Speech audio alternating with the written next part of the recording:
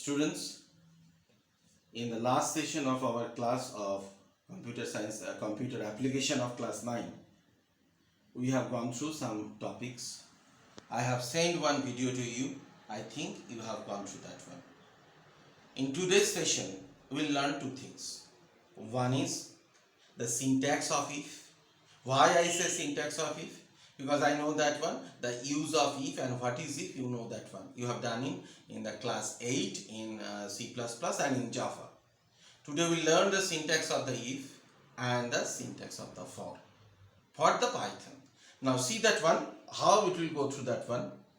First, declare a variable. I have declared a variable. This is a very easy program to accept a number and determine which one is a even number and which one is a odd number. We have done this one. I have declared a variable. I have used the int function, and then inside the int function I have used the input. What is the function of the input? The input function has been used to accept the data from the user. And what is the work of the int function? This one, to convert this one as an integer, because input function always accept a character or string values. So int function is going to convert this one. Now what I'll do, I'll write the if. We know the condition, num modulo 2 is equal to 0. Now this is the new thing. This is the new thing, the colon.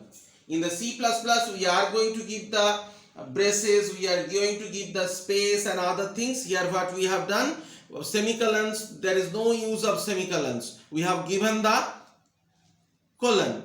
After that I have given the enter. Now see that one, the print command, the next one is little bit inward. This is called the indentation. Now if you use the Python ideally, which I have used, you don't have to think about the indentation so much, because after the colon, when you give the enter, automatically the cursor will take you over here. So if the remainder is 0, then what will going to be happen? It will print the even. Now after this one you will give another enter. Now here you have to be careful, because for the indentation only the ideal is not able to handle the else.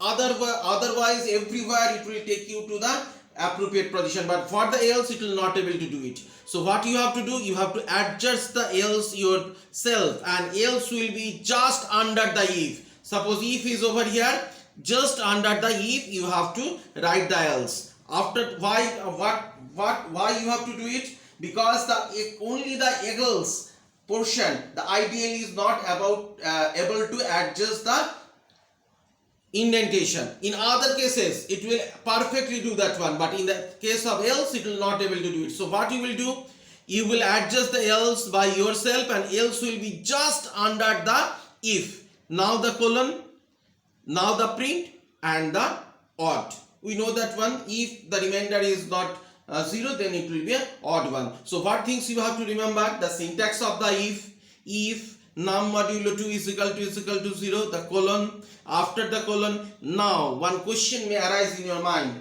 In the first session I have told you that you can write the program in the notepad also. If you write the program in the notepad and save it as a .py extension, then it will be a Python program, it will going to be run. Now if you are writing in the notepad, then what will going to be happen? Who will adjust the indentation? Then you have to remember, because if it is a notepad, if you give the enter, directly the cursor will come over here. Then what to do? You have to give the indentation, and indentation will be how much space?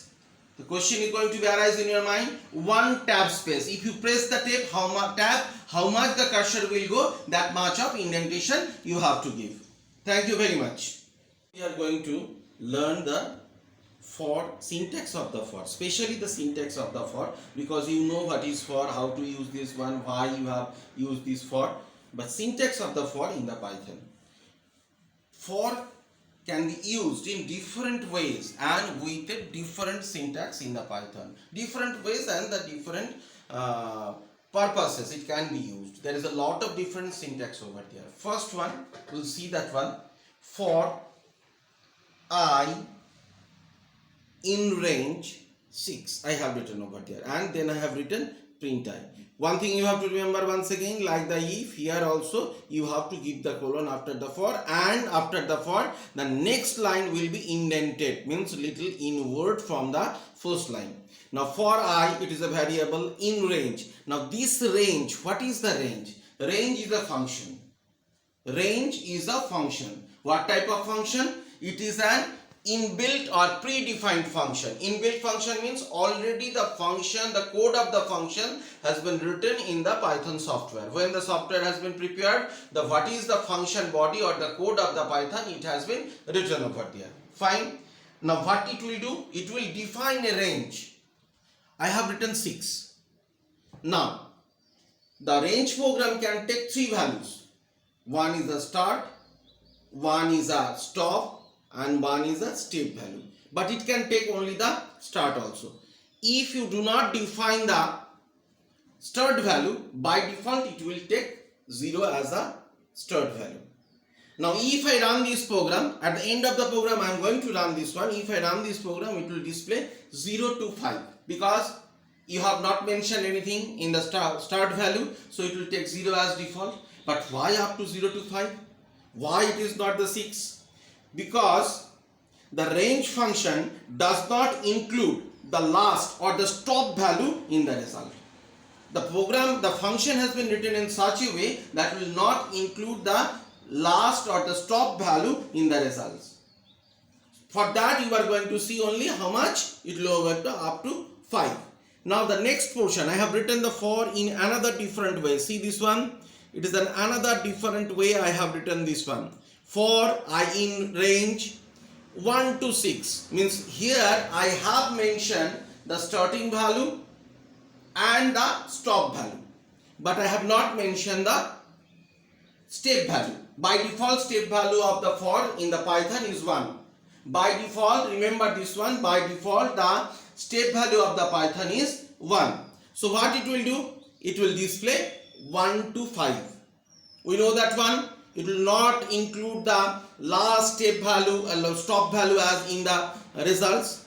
Now the next one, I have written for I in range 1. This is the start value, this is the stop value, and this is the step value.